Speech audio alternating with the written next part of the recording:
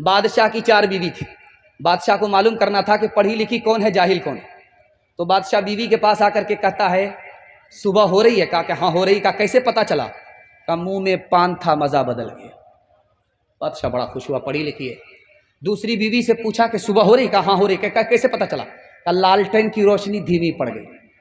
बड़ा खुश हुआ कि पढ़ी लिखी है। तीसरी बीवी से पूछा कि सुबह हो रही? कहा हाँ हो रही है। कहा कैसे पता चला? नाक में जो नथ थी वो ठंडी पड़ गई। बादशाह बड़ा खुश हुआ। अब आया 1 नंबर की जाहिल के पास, पढ़ी लिखी नहीं। उसके पास आकर के पूछता है कि सुबह हो रही? कहा क्यों नहीं हो रही? कहा कैसे पता चला? कैसे पता नहीं चलेगा? जैसे पता चलता है, पेशाब आ रहा है, पखाना आ रहा है, इससे बराबर पता चल रहा है। तालीम औरतों को भी देनी जरूर है, देनी जरूर है। लड़की जो बेपढ़ी हो तो वो बेशूर है, बेशूर है। उसने मुआशरत में सरासर फुतूर है, और इसमें वालिदैन का बेशक कसूर है, बेशक कसूर है। निकल गया तालीम के हवाले से पैगाम। पर्दे के हवाले से आ रहा, सुनने के लिए तैयार है? दोनों हाथ उठाइए इंशाअल्लाह। मर्द पायजामे से, औरत पर्दे से बाहर होगी, हाथ उठाइए इंशाअल्लाह। एक आदमी सीधा खड़ा हुआ है और ऐसे हाथ उठाए। अल्लाह का शुक्र है वो लुंगी में है, पायजामे में नहीं। आखिरी पैगाम बहुत तेजी के साथ निकल जाएगा।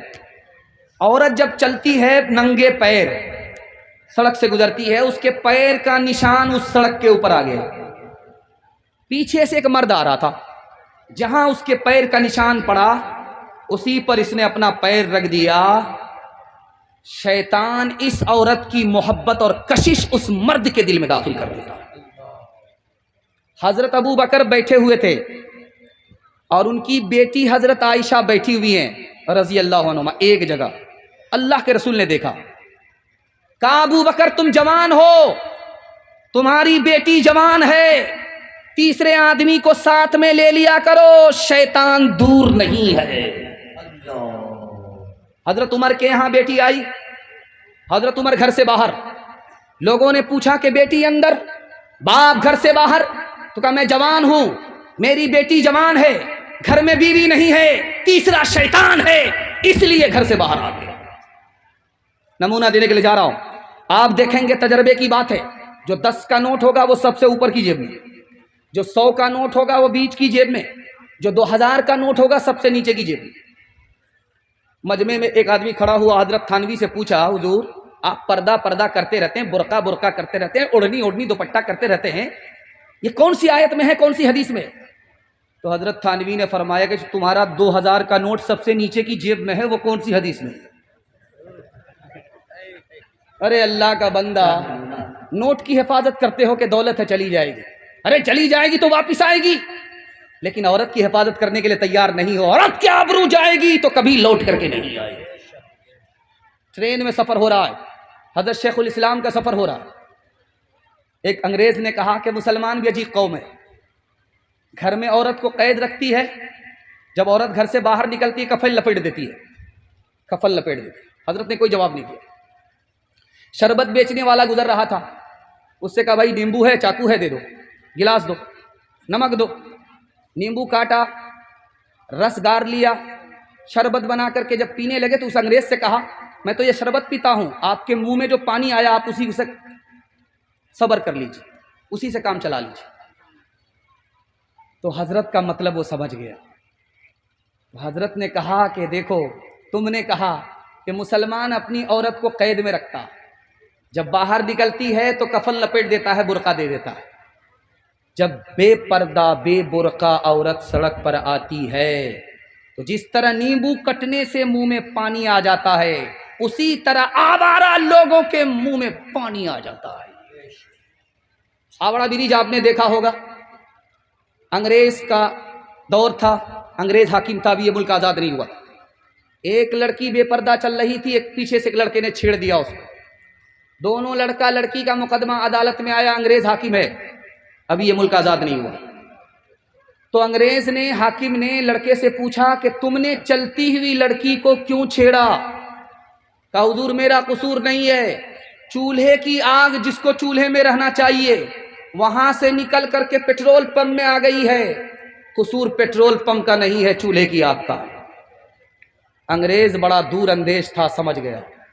उसने लिखा अपने जजमेंट में, माह तैयबा रिसाला निकलता था 1952 में, इस मुकदमे को लिखा है कि उसने कहा कि ये लड़का बेकसूर है, लड़की को सिरवार है, इसको सजा मिलेगी।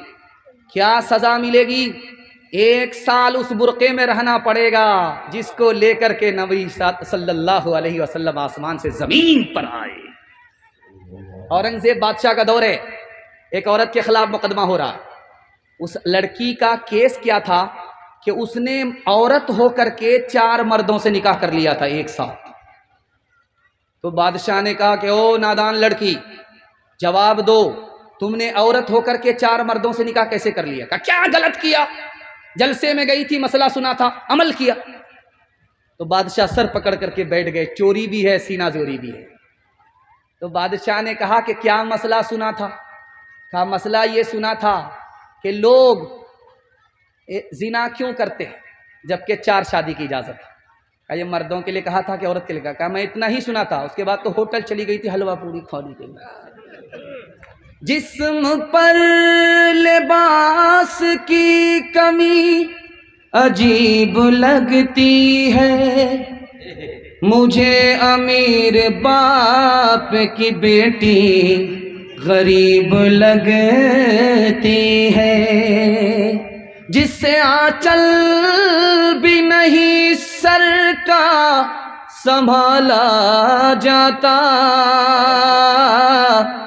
उससे क्या खाक तेरे घर की हिफाजत होगी।